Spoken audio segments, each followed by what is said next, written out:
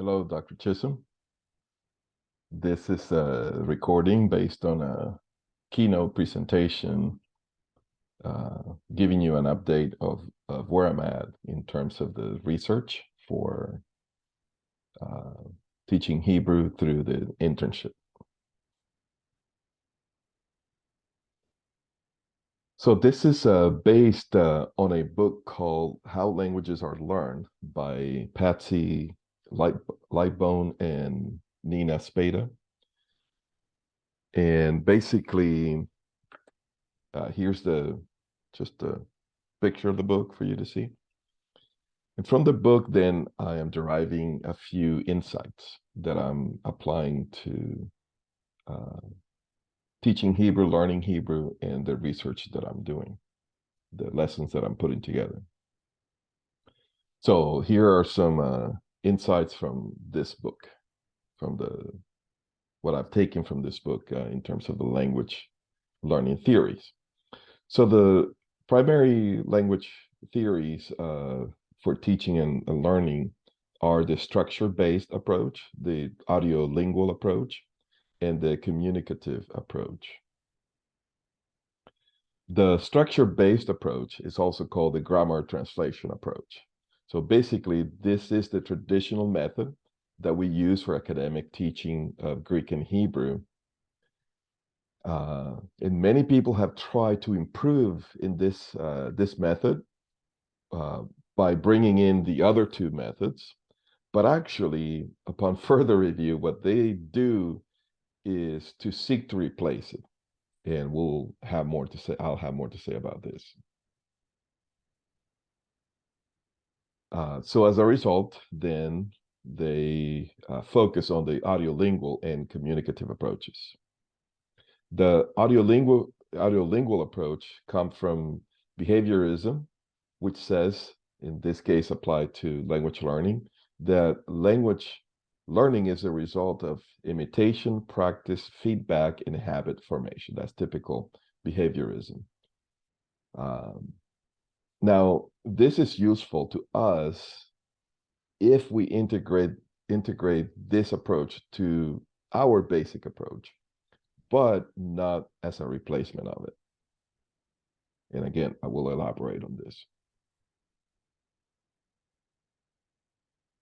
The question then is, where do we fit it and how do we utilize it? So if we're not seeking to replace our approach, our structure-based approach, our grammar translation approach, if we're not seeking to replace it with this audiolingual approach, then how can we benefit from it? And that's what one of the things I'm attempting to do, to show how we can fit this in and how we can utilize it, and then also why. Then the communicative approach comes from the interactionist approach, which says that language development is tied to social interaction. Language is acquired through dialogue. And of course, this is one of the modern ways of learning language today. So dialogue, again, is useful to us if it is integrated to our approach, not as a replacement of it. The question also is, where do we fit this approach and how do we utilize it? So now, based on this, I have a couple of things to say about what we know as second language acquisition theory, which is something that is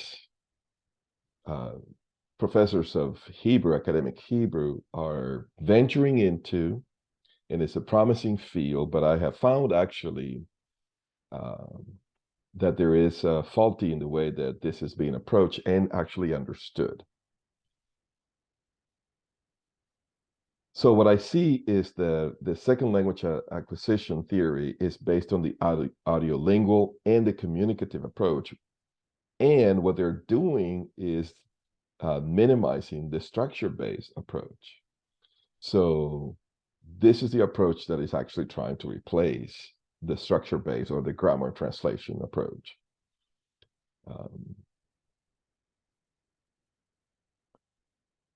So the reality of second language acquisition theory is seen when we analyze what missionaries do.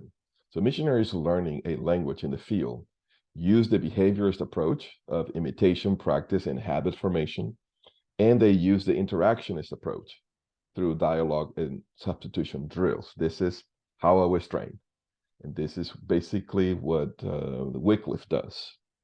So it's the core of second language acquisition theory. But ultimately, the missionaries are doing this, or they are developing this, or through these approaches, they are developing a grammar and they are learning vocabulary in order to translate, because that's what they do. So when this theory is applied to modern languages and even to academic Hebrew and Greek, this goal is uh, a little bit ignored. That ultimately missionaries are trying to arrive at translation. So that gives room to our method, the grammar translation method, that there's room for, there's a space for it, rather than facing it totally out. And so then we don't need to replace the grammar translation method. We just need to enhance it.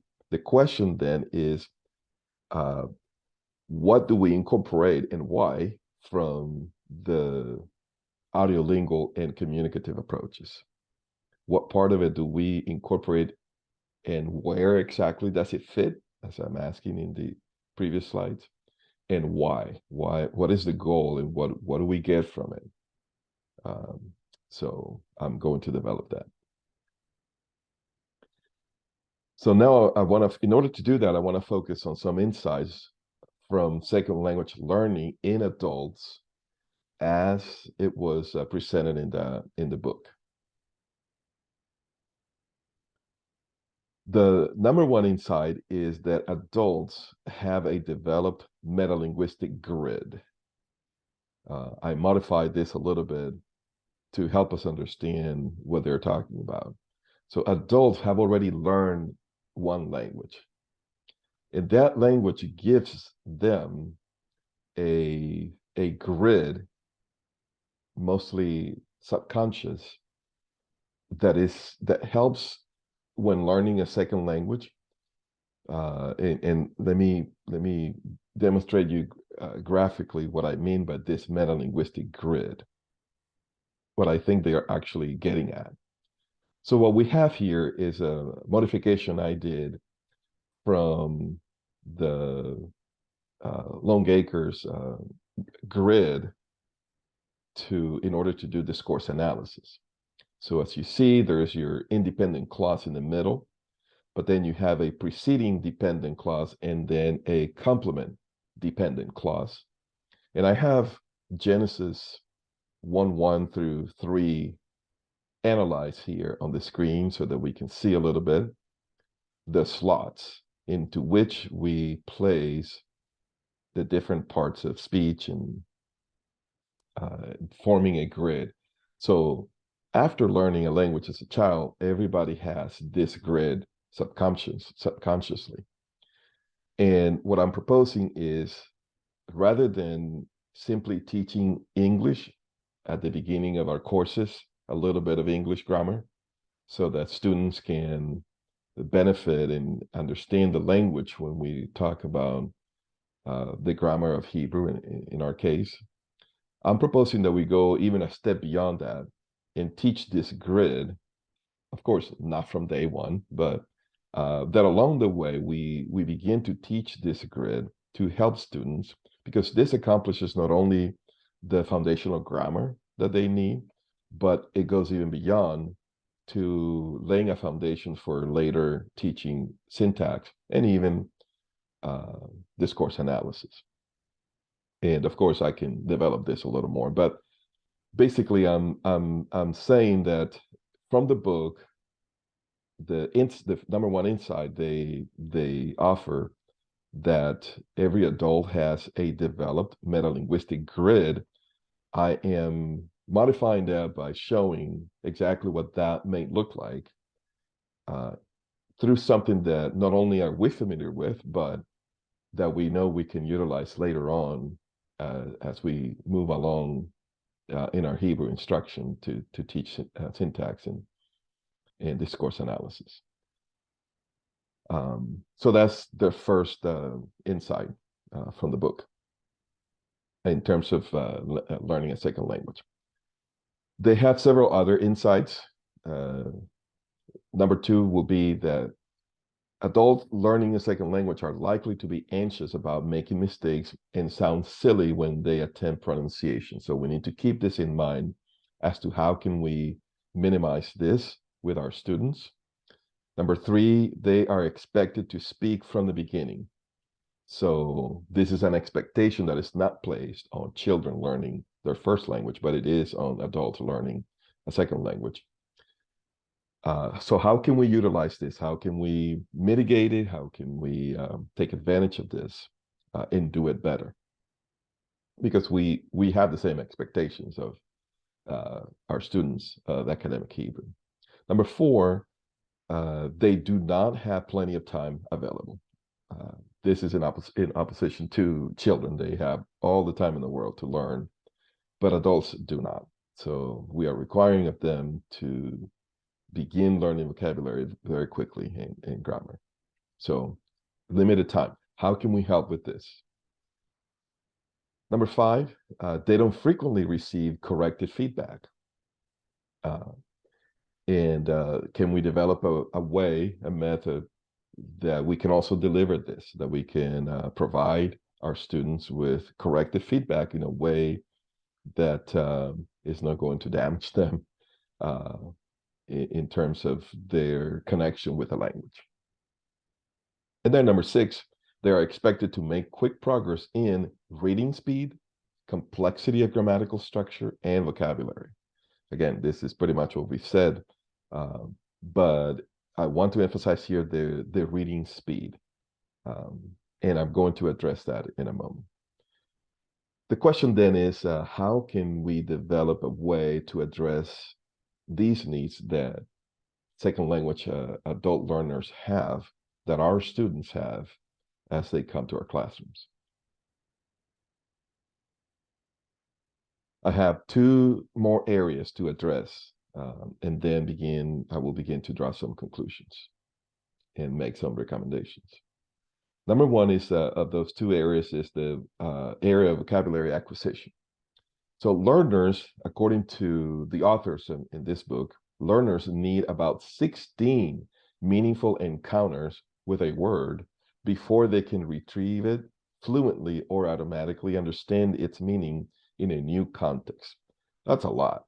And the problem is that the encounters that we are providing to students, that we are recommending that students do, is, well, have an encounter with your list of vocabulary, or maybe your vocabulary cards, or maybe your app, or things like that. And the goal here is to have meaningful encounters. So the meaningful aspect of it, which I'm going to elaborate in a moment, is the key here. Is the quality of the encounter. And of course, in a list of vocabularies or even a vocabulary cards, that's not very high. It's not very meaningful. That's why it takes so much to memorize vocabulary. How can we improve on this?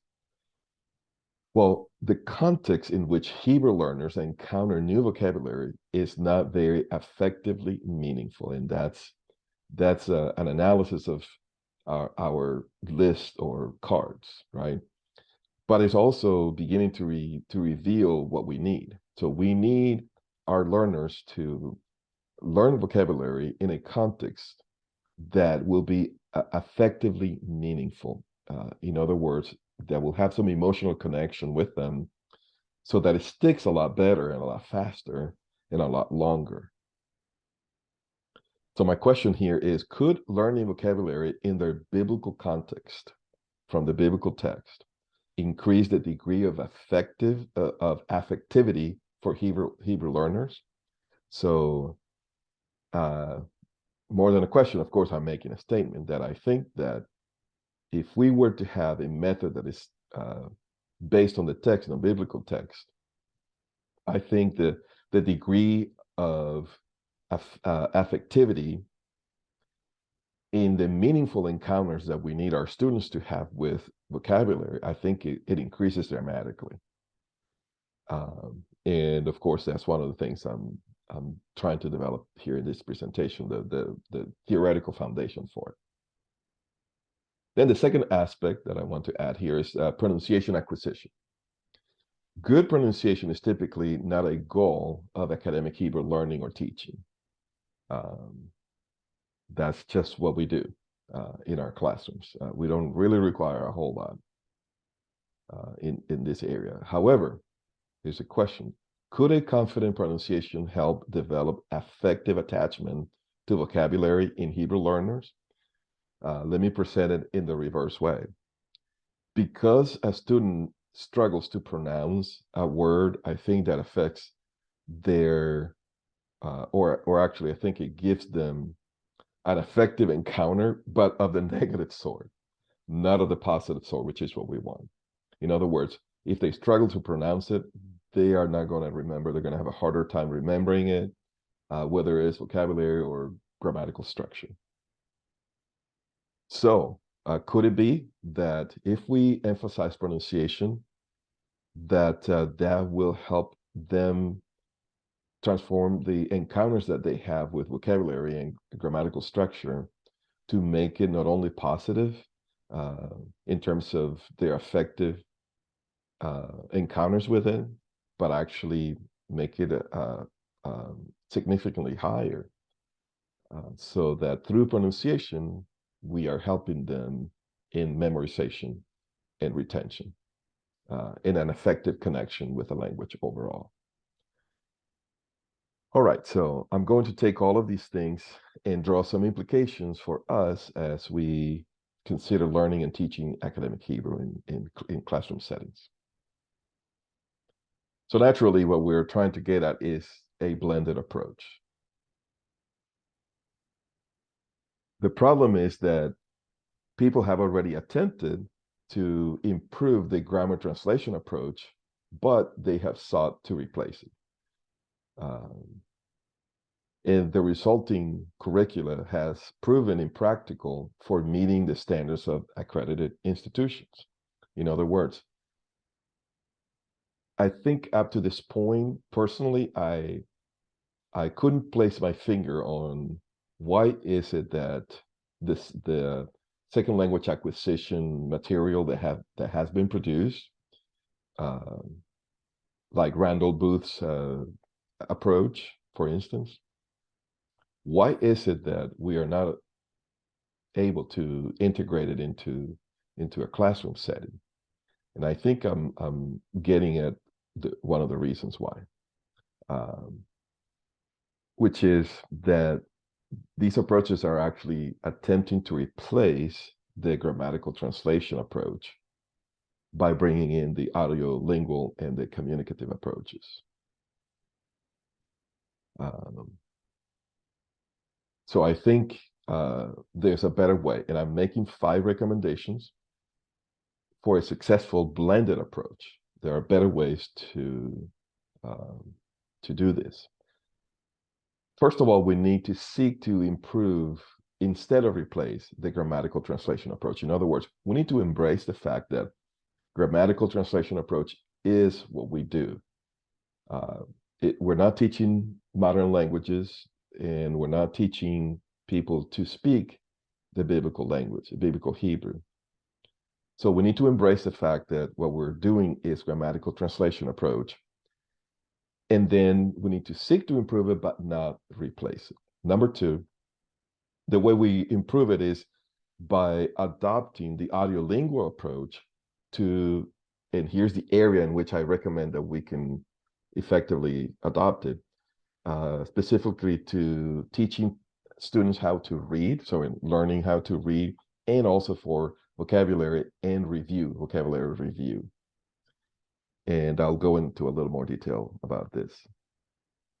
So the auditorial approach, I think, helps us to learn how to read, to memorize vocabulary, and to review vocabulary.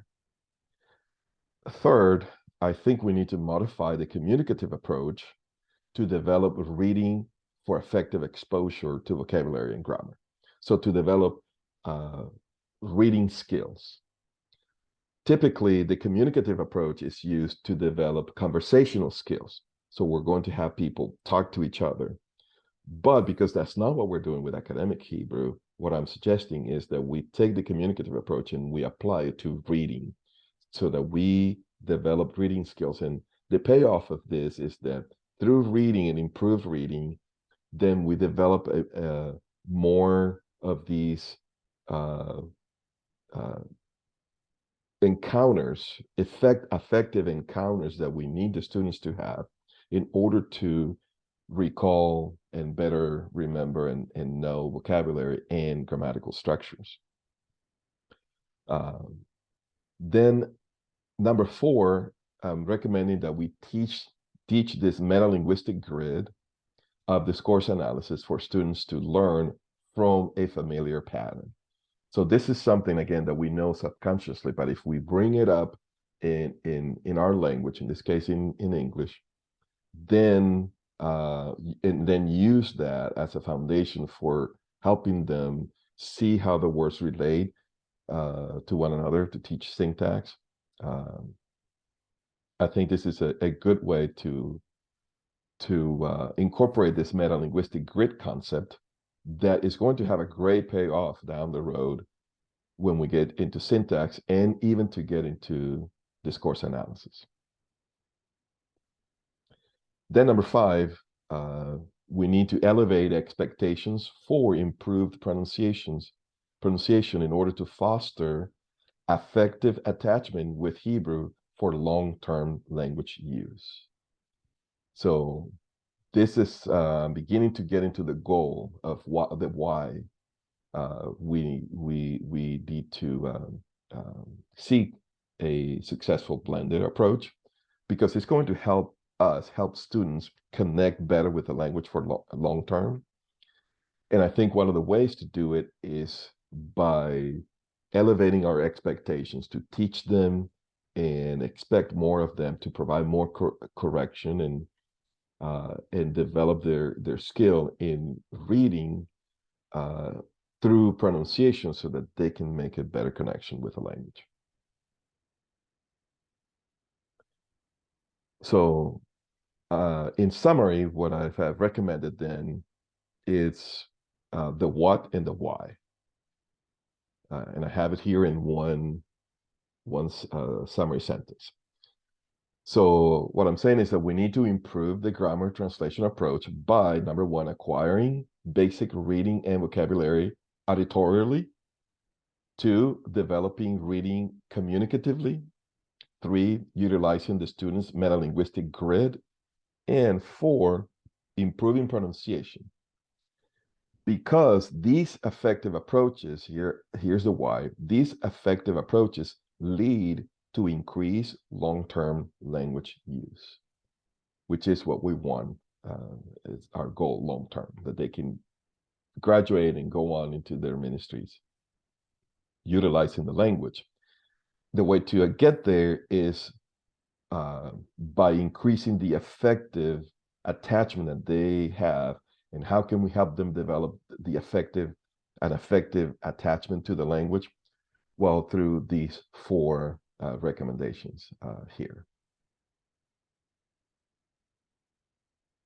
How do we do that? Basically, with this question, then we're trying to get at what method of teaching Hebrew best delivers these results. And what I'm saying is the ones that we're using currently are not delivering these not at the level that we need it to be. In other words, the effective attachment can be higher, can increase if we find a better way to teach and even to teach how to learn Hebrew. So I have a recommended method here. Basically, I'm taking here in this chart, I'm just showing this map. I'm just showing basically what we've talked about, beginning in the center, that we're seeking for a blended Hebrew approach that number one is grammar translation based, that then also incorporates audiolingual approaches in learning how to read and learning and reviewing vocabulary. Number two, incorporates the communicative approach in the red below for to develop reading. In other words, to increase pace and accuracy in reading, and then also for affective exposure to vocabulary and grammar. Then an approach that utilizes the metalinguistic grid for syntax and later on discourse analysis, and an approach that creates pronunciation, higher expectations in pronunciation. Okay, so this is basically a summary of what everything I've just said. And in the next slide, then I'm going to show how each one of these areas leads to a specific approach that I found. So basically, the audiolingual approach is going to lead us to a text-based inductive method, a text-based inductive method. So does the communicative approach. So when we focus on develop reading, pace and accuracy, and an effective exposure to vocabulary and grammar, it leads to a text-based inductive approach methodology as the best way to accomplish all of that. The same thing with the metalinguistic grid, since we are seeking to expose them to syntax and discourse analysis, then we are talking about getting into the text. So a text-based inductive method. And the same with pronunciation. So overall, the recommended way to blend successfully all of the language learning theories, keeping our main focus, which is the grammar translation method, it seems like they're all best served through a method that is text-based. And in my next presentation, then I am going to develop such a method that is text-based. I have found something that was used in the mid-1800s by a professor at Yale University. And what I'm working right now is on a way to modify that method. And then in my next presentation, then I will go into specific of how that method accomplishes the desired recommendations in this presentation. Thank you.